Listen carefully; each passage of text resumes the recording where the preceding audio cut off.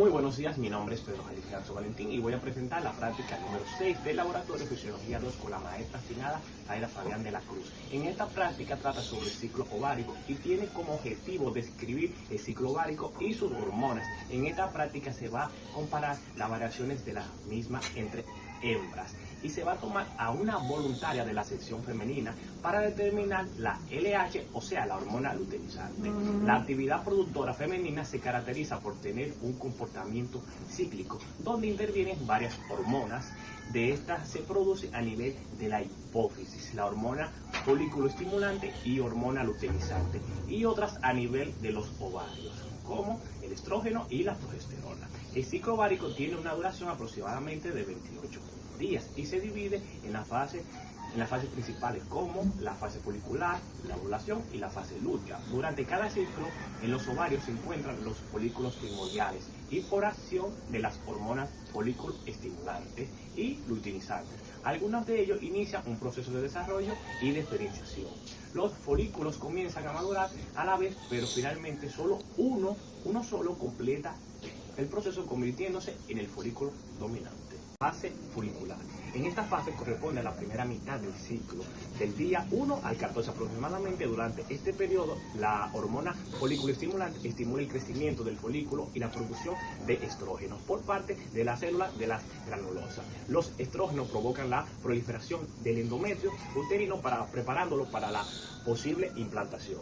En esta primera mitad del ciclo se observan los picos máximos de hormona luteinizante y de la folículo estimulante alrededor del día 12 al 14. El aumento sostenido de los estrógenos estimula la secreción repentina de LH, lo que desencadena la ovulación. La ovulación ocurre aproximadamente a la mitad del ciclo, o sea, durante el día 14. En este momento el folículo maduro se rompe y libera el óvulo, el cual es captado por las trompas de falopio. El pico del LH es el responsable directo de este proceso. Durante la ovulación se produce un ligero aumento de la temperatura corporal basal provocando por la acción inicial de la progesterona, y también se representan otros cambios fisiológicos como el aumento de la viscosidad del flujo vaginal, volviéndose más elástico y transparente, y una ligera congestión mamaria. La fase lútea. Después de la ovulación, el folículo roto se transforma en el cuerpo lúteo, que comienza a secretar progesterona y una cantidad menor de estrógenos. Durante los días 12 y 14, la progesterona mantiene el endometrio en una fase secretora, lo que lo prepara para una posible implantación y eleva la temperatura corporal. Si no ocurre una fecundación, el cuerpo lúteo se degenera y los niveles de progesterona y estrógeno disminuyen bruscamente. Esa caída hormonal provoca que el endometrio se desprenda y genere un sangrado conocido como menstruación o periodo menstrual. Este sangrado marca el inicio de un nuevo ciclo ovárico. La interpretación de la curva de la temperatura del ciclo ovárico. La curva de la temperatura basal permite identificar el momento de la ovulación y verificar si ocurrió. Se mide la temperatura diariamente antes de levantarse, preferiblemente a la misma hora, y se registran los valores. Ante la ovulación, la fase folicular, la temperatura más baja es alrededor de 36.2 grados y 36.5 grados. Durante la ovulación puede observarse una ligera disminución justo antes del pico ovulatorio.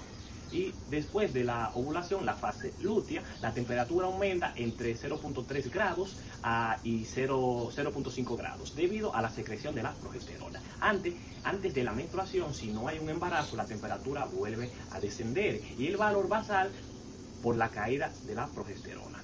Este aumento sostenido de la temperatura confirma si hubo una ovulación y su ausencia puede indicar que no se liberó el óvulo.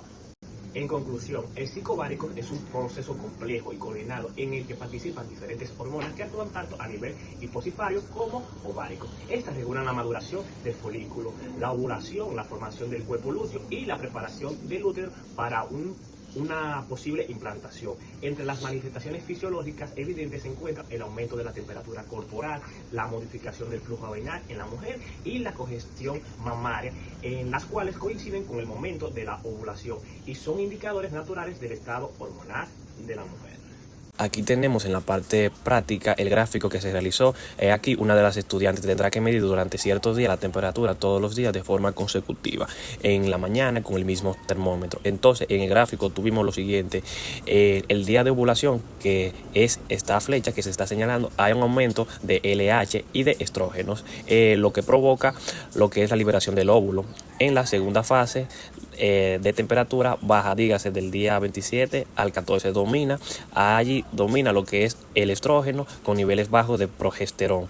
Y ya que la fase 3, que es la temperatura alta, que como pueden ver en el gráfico que sucedió en lo que es en el gráfico 15, allí domina lo que es la progesterona del cuerpo lúteo, que eleva la temperatura basal.